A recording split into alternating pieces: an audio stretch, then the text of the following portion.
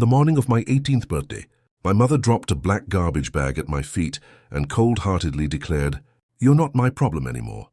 I stood paralyzed as my father walked past me, carrying a new deadbolt and a power drill to change the locks, while my younger sister, Amy, leaned against the doorframe with a triumphant smile.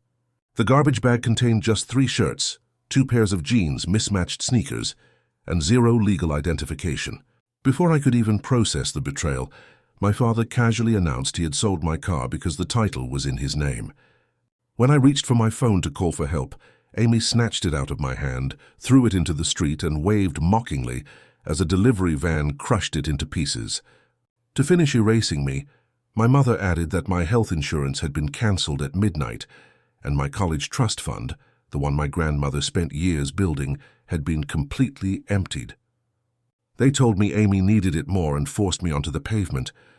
What none of them realized was that 2 nights earlier, I had discovered a hidden bank statement in my father's locked desk drawer, photographed every single page, and uncovered the terrifying reality that my eviction was not an emotional decision, but the final phase of a massive cover-up.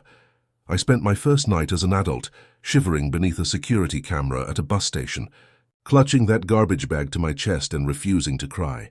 Crying required hope, and I needed cold, hard logic to survive. The photographed bank statement showed an account in my name holding over $86,000, marked by repeated unauthorized transfers to a mysterious entity called Horizon Youth Consulting. The listed address was just a local storage facility, and my signature had been forged on multiple large withdrawals. By sunrise, I walked to the public library with only $11 in my pocket and no official ID.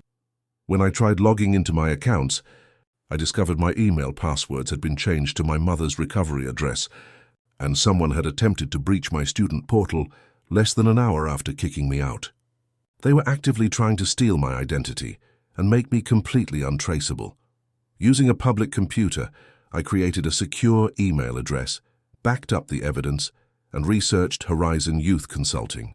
The business had been registered under my mother's maiden name, with my 15-year-old sister listed as the official director. My parents had set up a fraudulent shell company using both of their daughters' identities.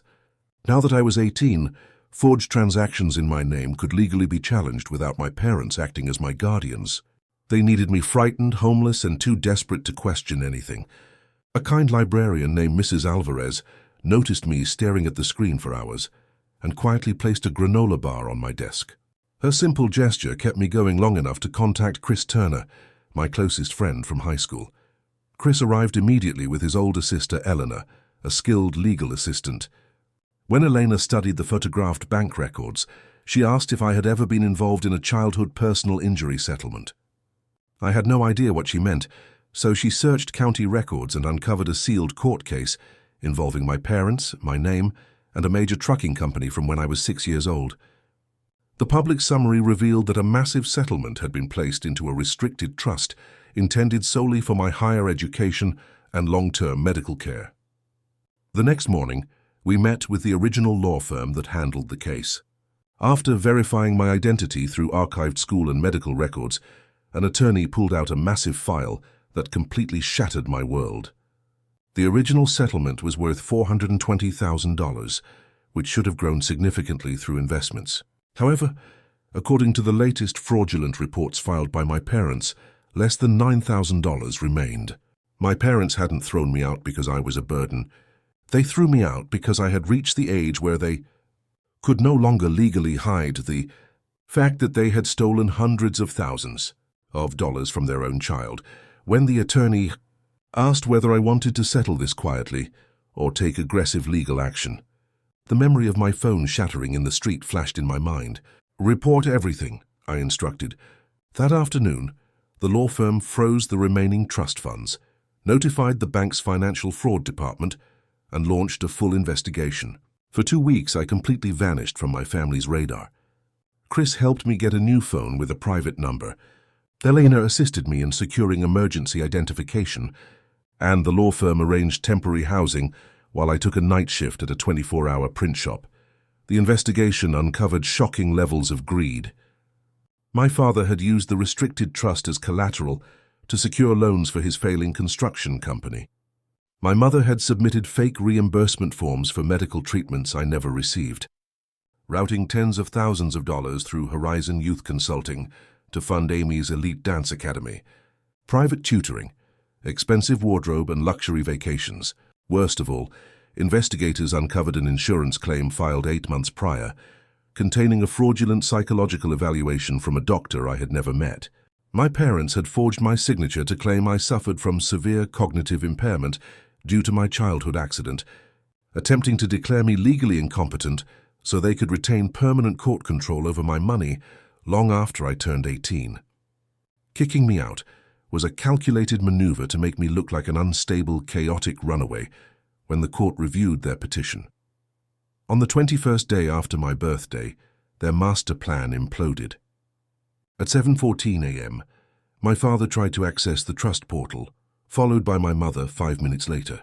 Within hours, the bank froze Horizon Youth Consulting's accounts and restricted my father's business accounts because trust funds had been illegally commingled with corporate capital. The panic was instantaneous.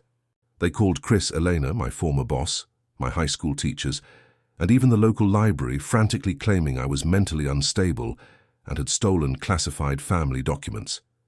By noon, they had left 45 desperate calls. Then came a voicemail from Amy, sobbing uncontrollably. She screamed that police officers were inside the house, that our parents were blaming her because the shell company was in her name, and pleaded with me to call her back. She blurted out, "I didn't know all of it was illegal," proving she was well aware of the scheme. Investigators later found emails sent from Amy's school account 6 weeks before my birthday, where she explicitly asked our mother, "Once Sarah is gone, can I finally move into the upstairs bedroom?" She didn't care about the fraud. She was just eagerly waiting to collect her reward. I refused to answer her, instead giving a formal recorded statement to a financial crimes investigator while turning over an old laptop Chris retrieved from my school locker. The hard drive contained automatic cloud backups of family text messages where my mother requested photos of my signature for college paperwork, alongside a text from my father stating, "After 18, she can challenge every withdrawal. We need the psychological evaluation finished first." Their criminal intent was documented in clear, undeniable text. That evening, my father called me from an unfamiliar landline. With Elena recording the conversation, my father demanded, "Come home immediately and tell the bank this is all a misunderstanding. Your mother could lose the house and your sister is facing criminal charges because you overreacted." When I asked if I forged my own signature or invented a fake doctor, he fell silent before trying to guilt-trip me, claiming families make sacrifices and that they gave me a roof for 18 years. "You used my trauma to fund your lifestyle," I replied coldly. "If this goes public, none of us recover," he warned. "I'm not trying to help you recover," I said, and cut the line. 10 minutes later, Amy sent a panicked recording whispering that our parents were frantically shredding financial documents in the garage. She offered to hand over evidence if I promised to protect her from prosecution. I agreed to meet her in a grocery store parking lot, with Elena watching nearby and investigators fully briefed. Amy arrived looking terrified and attempted to hug me, but I stepped back. When confronted, she admitted she had known for months that they were going to throw me out. Our parents had convinced her that the settlement money belonged to the entire family and that I was planning to abandon them after graduation. In exchange for her silence, they promised her my bedroom, my car, and full funding for her dance career. On my birthday, she destroyed my phone under our father's direct orders to prevent me from recording the eviction. Amy handed over a flash drive containing files she secretly copied from my father's computer, while our parents were arguing with federal agents. It contained detailed ledgers, emails, bank transfers, and a video recording of our parents destroying documents in the garage. In the video, my mother suggested blaming the missing funds on an accountant, but my father replied, "No, we say Sarah accessed the accounts before leaving. She's 18 now, the timing works." Even in their final hour, they were actively plotting to frame me for their crimes. The files revealed over $30,000 had been transferred directly into an account under Amy's name, linked to a safe deposit box packed with prepaid debit cards. Although Amy begged for immunity, I refused to make false promises. You wanted the rewards when you thought they were winning, I told her. Now you want protection because they are losing. I am not responsible for your choices. Before leaving, she handed me the access code to our home security archive. That single code unlocked an audio file from 2 months prior, capturing a meeting between my parents and Dr. Martin Keene, the corrupt physician. My father promised to pay Dr. Keene a massive kickback once the court granted extended guardianship over my trust. When the doctor asked what would happen if I demanded an independent medical review, my mother callously answered, "She won't. By then, she'll have nowhere to live, no insurance, and no transportation. She'll crawl back when we tell her to." They had intentionally orchestrated my sudden homelessness as leverage to strip away my legal rights. Search warrants were issued immediately. 3 weeks after being discarded on the sidewalk, I returned to my childhood home accompanied by my attorney, a financial investigator, and a locksmith. My father opened the door looking defeated and small, stripped of all authority.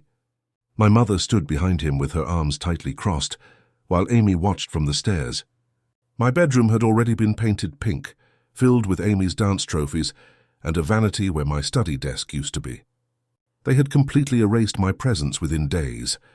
Knowing the layout, Amy mentioned our mother had hidden an old metal box behind the bedroom drywall during renovations years ago. The locksmith tapped the wall behind the vanity, located a hollow section, and removed a plaster panel to reveal a heavy steel box wrapped in protective plastic. My mother suddenly lunged forward, screaming, "That belongs to me!" But the investigator instantly blocked her. Inside the box were the original court documents, early investment statements, and 32 sealed letters written to me by my late grandmother before she passed away when I was 9. Each envelope was marked with a birthday year, spanning from age 7 to 38. The letter designated for my 18th birthday contained an explicit warning.